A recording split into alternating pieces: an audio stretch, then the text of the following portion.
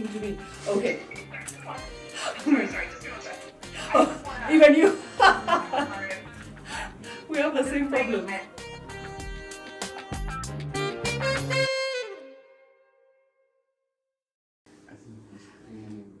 Hello and welcome to another episode of the Suzie Wokabi podcast.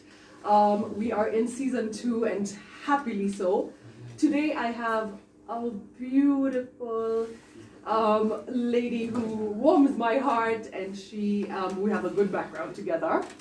Her name is Nyong'O Madison, if you haven't already heard about her, whatever rock you've been living under. She is a Kenyan-American media and technology entrepreneur. She's had an extensive career in the corporate world before transitioning into founding a very successful online platform called Mom's Village. Like I just said, she's a longtime friend. We kind of semi-grew up together in different worlds. We share a BFF, Kathy. Hi, Kathy. And she has been branded as one of Africa's top 20 youngest power women by Forbes. Beat that. Hello, boo. Hello. Let's chat. How have you been? It's been a bit, hey? It has been a bit. I've been okay. I've been good. How's the wonderful pandemic treating you? I know the wonderful pandemic. I've adjusted. Working from home, doing the Zoom thing, kids learning from home. So hashtag new normals all the way, right? Yeah. Yeah, all of us. So quick one. I want to step into your background for a bit and just let everyone know you from a different perspective. I know whoever does know you knows this guru and this professional, this amazing tech woman and like all that. But let's start from where it all started from. So born and raised in Kenya? Born in the U.S. Born and partly raised in the U.S.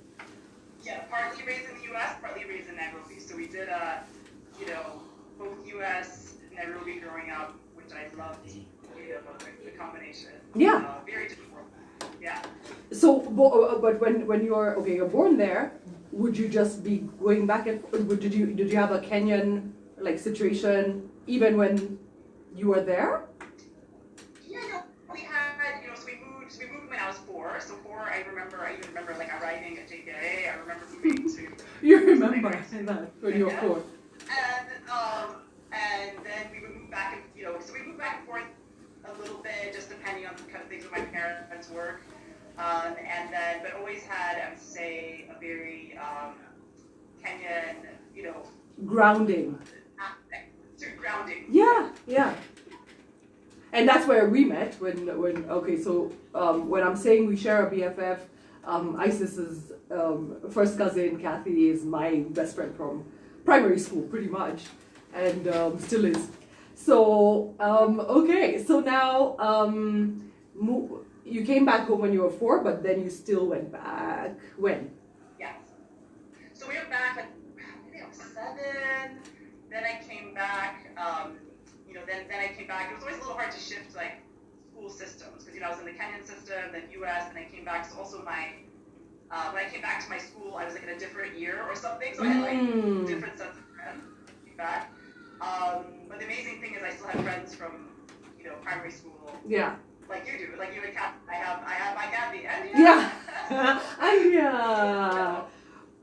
Another mutual friend. Yeah.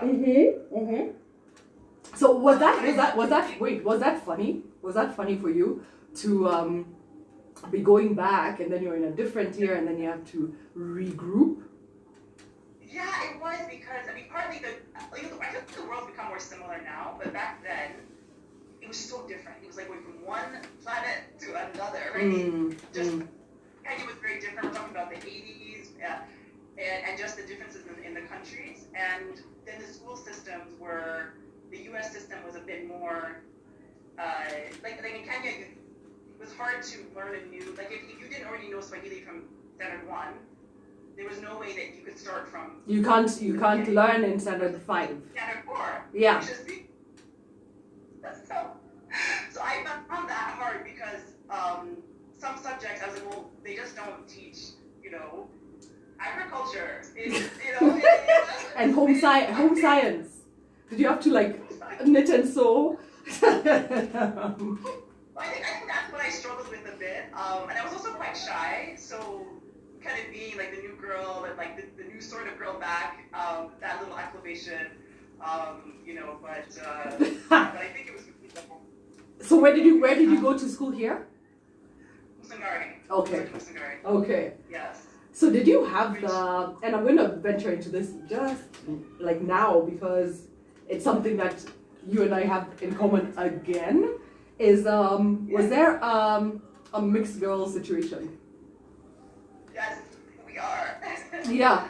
So like, are they like, where are you from? Like, what are you? What are you? Yes. I am not Ethiopian. I am not the things I've heard. I'm not Somali. I'm not a cat. I'm not exactly. I'm a human being who looks like this. Yeah. Yeah. Yeah. Wait, you're frozen? You're frozen? Oh, am I frozen? You froze? Okay. Okay, go on. Now. Up. Okay. My mother is white American. Frozen. And frozen. Mm-hmm. Let me know when I'm back. Am I back? Yeah. Yeah. Mm-hmm. Okay. So yeah, the mixed thing is very interesting. So my mother is white American. Yeah. And my dad is Luo. Yes. And I think because we came to Kenya so young, my identity was 0.5. I mean, that's what, I don't know if it's still called 0.5 now. But Apparently, it's a negative term.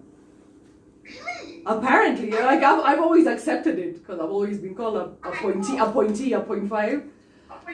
Yeah, I didn't know that. Because back then it wasn't negative. It's No. The word that I thought was odd was half caste. Half caste is even more. It's worse. Yes. I just thought it was, but 0.5 was kind of what identified with, and what I loved about at least living in Kenya is that even though there were very few 0.5s, people were accepting that there was like other types of people who had mixed backgrounds and stuff versus the US where you're black or you're white and there's nothing else. So I always found it really odd that the US had no space and they had many more mixed people. Yeah. Ironically, You're black or white or Asian or the end. Yeah.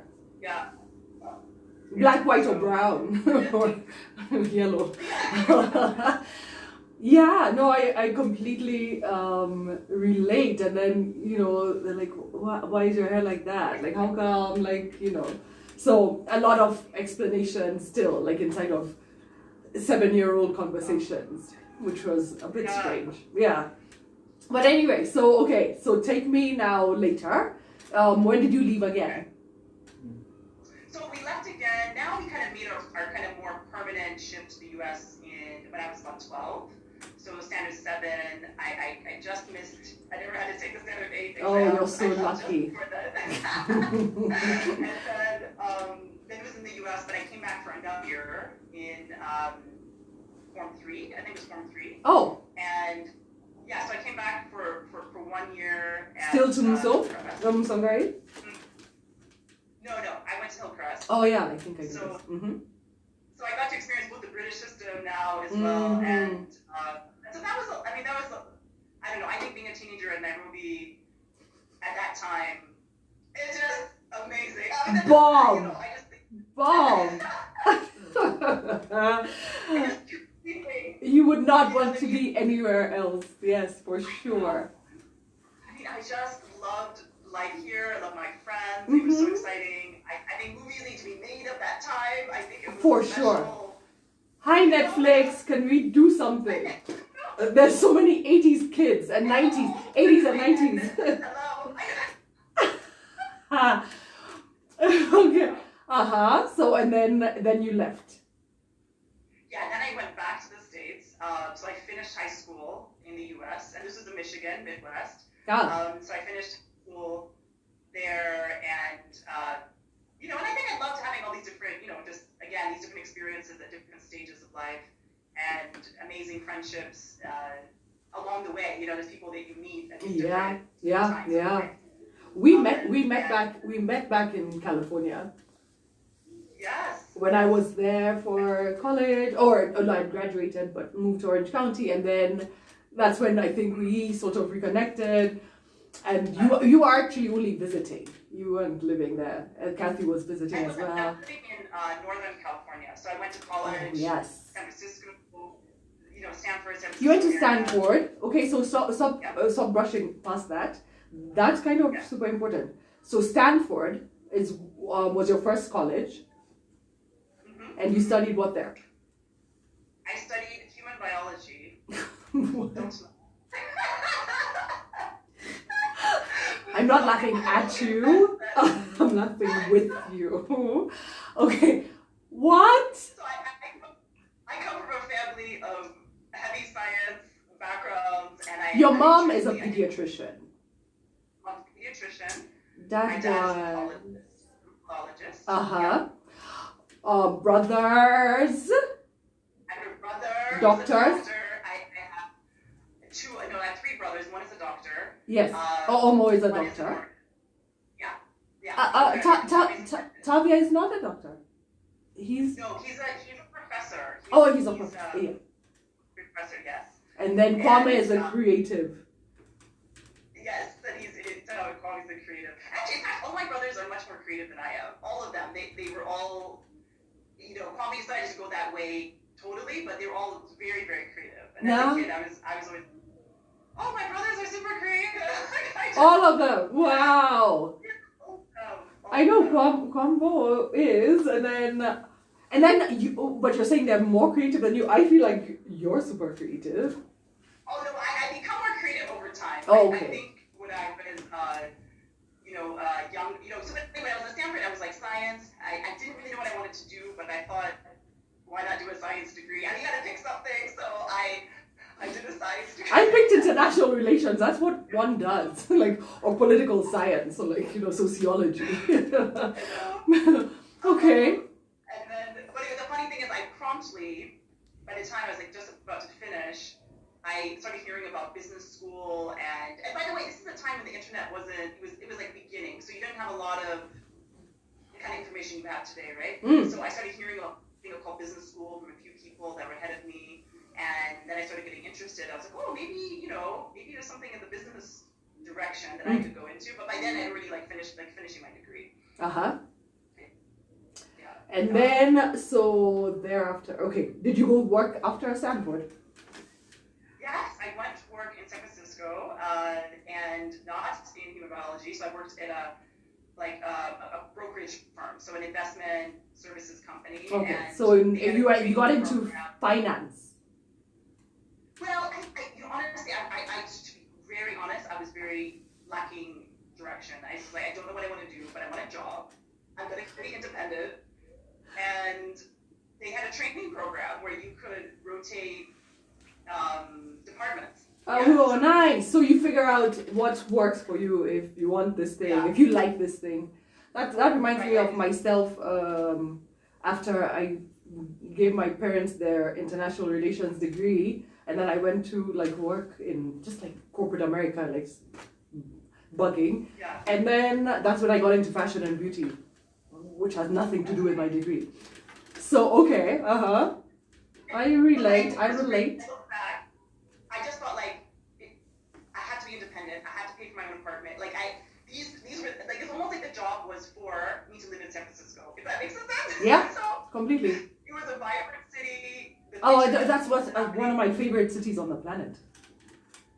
It was an incredible couple of years, and the company was a great company to work for. I mean, I think I learned that it was very good work-life balance. They didn't make people work crazy hours. They had a lot of women in senior management. So I think some things when I look So you're motivated as well. What's that? You're motivated as well. You're inspired. And then they had after September 11th, there was this big layoff. I got laid off, but they gave me this amazing package. Everybody got laid off with these amazing packages, and I was like, I'm moving to Canada. I was like, the day I received that, I was like, I'm moving back to Kenya. And I did. And Where? What did you do when you came home? Well, there was nothing. There were no jobs. This was the year Moi was still in power, that election year. So I arrived in January, and why do I feel like you went from the States to South Africa? No, not yet. We haven't reached SA yet. Okay. It was a bit later. So I came. I was tarmacking. I was like flipping the newspapers, looking for opportunities. This was how it was, right? And everybody was like, "Why did you study biology? And then you worked in marketing." And I'm like, "Well, I mean, it doesn't really matter." Like, stop asking. I was just, I was like, I really, Kwame was working here. I was inspired that he was. So who are you staying with? With my brother. I was staying with my brother, and my dad. My dad was here. Unfortunately, he died soon after I actually came back. So that happened like a few months after I came back. But I had good friends who were living here, starting their careers, Andia included, and it was a special time. But it was a hard time in both my personal life, my father passing, but also everybody was like, wait for the election year to be over. I mean, they're like telling you to wait a year to like get a job, and I was kind of a U.S. High energy, do something. Yeah. And so you can't sit still. What's that? You can't sit still. Yeah. And so then I chanced upon a startup that was in ironically, the job recruitment space. So like the first online job site in Kenya, my job site. And so I worked there in the marketing department. The person running it was really open-minded. He lived in the U.S. He did never ask me about my biology degree. He just said, "Hey, you worked in marketing. You're smart. Let's do this." Yeah. And so I got a chance to work in a startup here. I don't even know this. Before they were called startups, even. Yeah. That's what it was. Yeah. And then I went to business school at Harvard after that. Yeah. So when you're sitting at your job doing your recruitment, you're like, let me apply to Harvard, as one does. Exactly. And so you spent how many years at Harvard or Boston? In Boston. A 2-year program, amazing, incredible. Which was in? It was in what? What? There's no kind of special. When you go to HBS, it's one thing. It's just one thing. Okay. Yeah. You don't specialize in anything. It's like one program. I mean, you might take certain, but you don't like minor, or you don't have at least at the time. Okay. So, and I was still very interested in coming back to the continent. I was leading the Africa Business Club, and then that's when I moved to South Africa. So after Harvard, I joined MTV. So that was actually the time that I was about to move back home. You were maybe you had already semi-established yourself at MTV. And I was coming back to work as a media makeup artist, and like you're one of the people I like reached out to because of media makeup, MTV, hello. Yeah, that was so bomb. Good job. Yeah. Yeah. How was that experience? That was unbelievable. I mean, I think. Does it still exist, by the way? Yeah, it does. And so just MTV at the time was, launching the Africa channel. The whole vision was Pan-African, showcase African videos to different parts of the continent. We all had this like Pan-African team, and we were working. I was on the road all the time, because it was also a time where like the internet it still wasn't what it was today. So like for example, you have to physically, you don't have Zoom calls. Like that, you're going to physically go to meet people, try to do deals. I was doing like sponsored deals with like handset manufacturers, like the Motorola's at the time, and then TV deals with like NTV, negotiating deals with NTV and stuff like that. So all around the continent, it was incredible. And then because it's youth entertainment, a lot of the events were, fun, exciting. Of course. That must have been yet another super yummy phase. of your career. Nice. Okay. Then why on earth did you leave that? Well, honestly, it was 3 years, but like it was almost like a 10-year experience. Mm-hmm. Packed in. I mean, I've never like the intensity of it all, right? Like working a lot, all the time. I loved it, but then I also wanted to come back to Kenya, and the role. You kind of needed to stay in South Africa to keep doing the role that I had. Yeah. So I took Google was magically hiring at that time. So. Whoa. From human biologist to Googler. Mm-hmm. Yeah. Yes. So you are kind of a lot known for that. If I tell anyone ISIS Nyong'O, it's Google. Yeah. So you obviously made an impact there. Good job. Yeah, I did, and I think it also.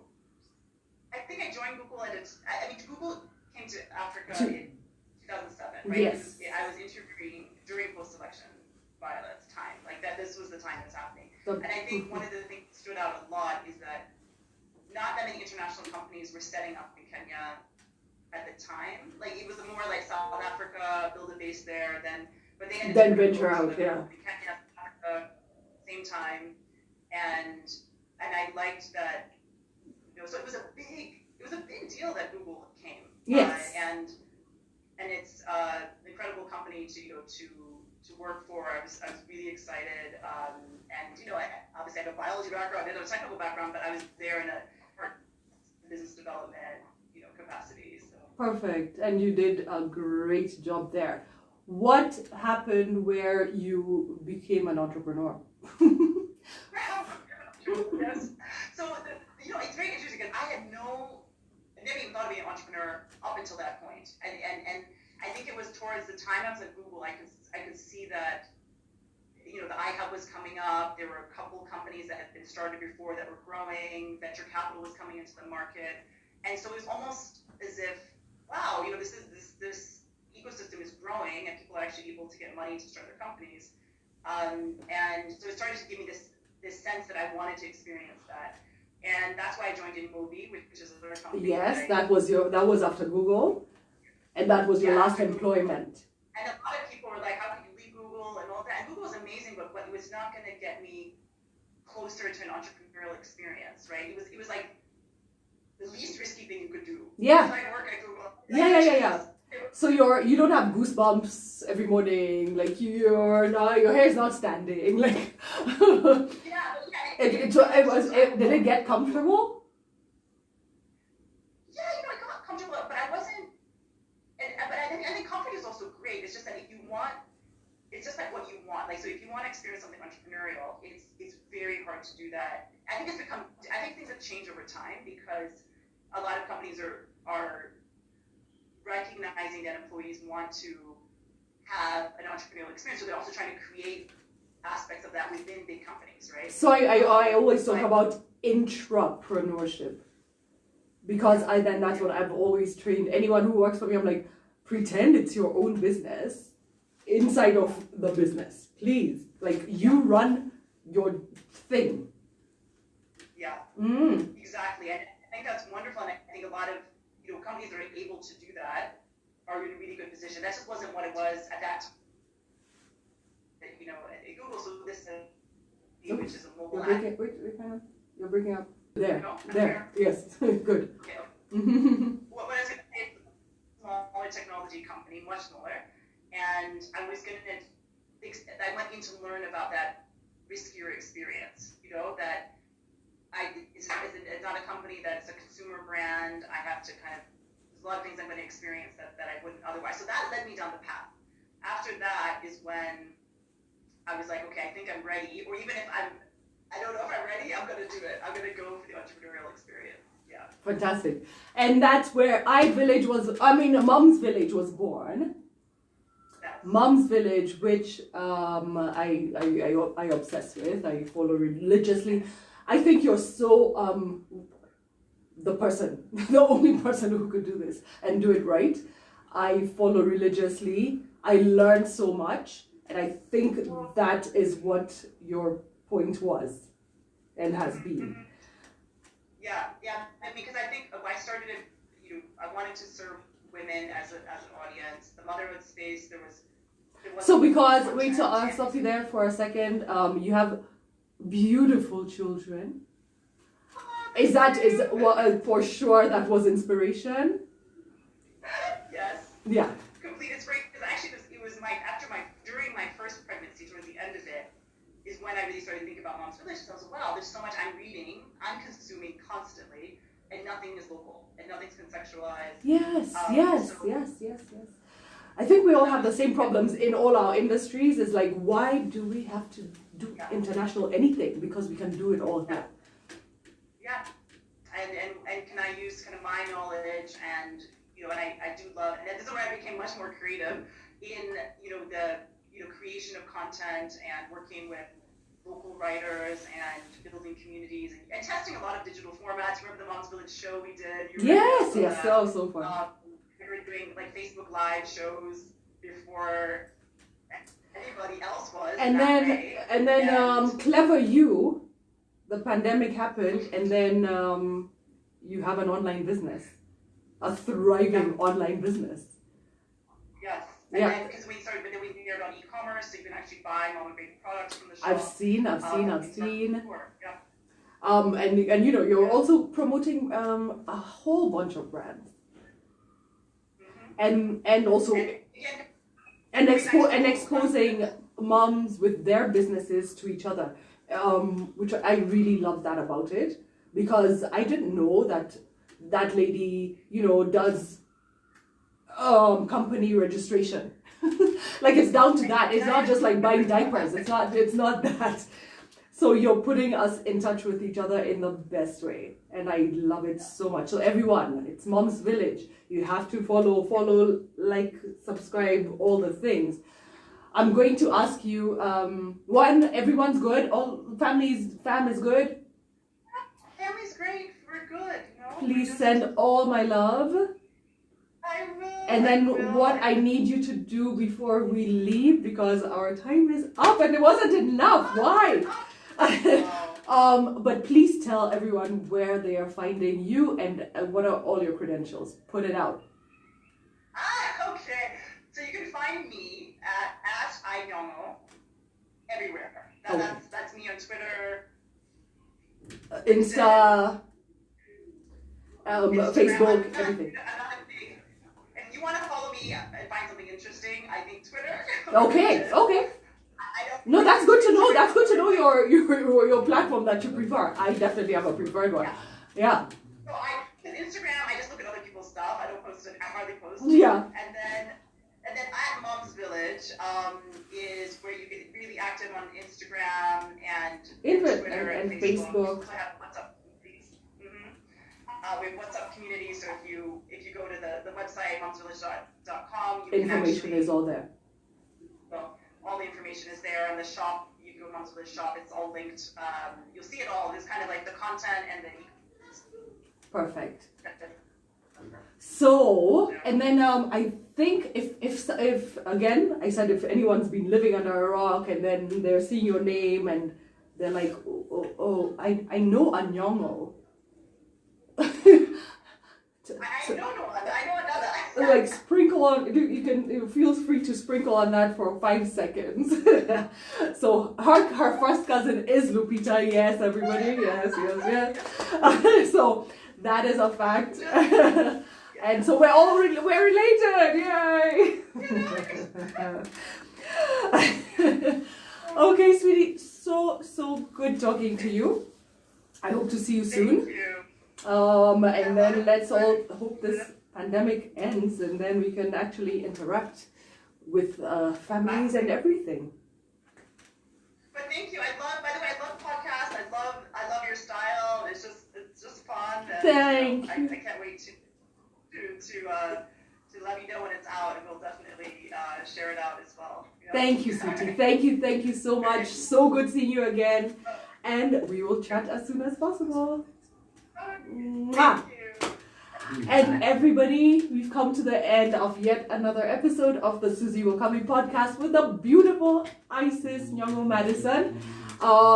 Like, comment, subscribe, share, do all the things and listen to her credentials so that you can share all her stuff. And talk to you again in our next episode. Mwah.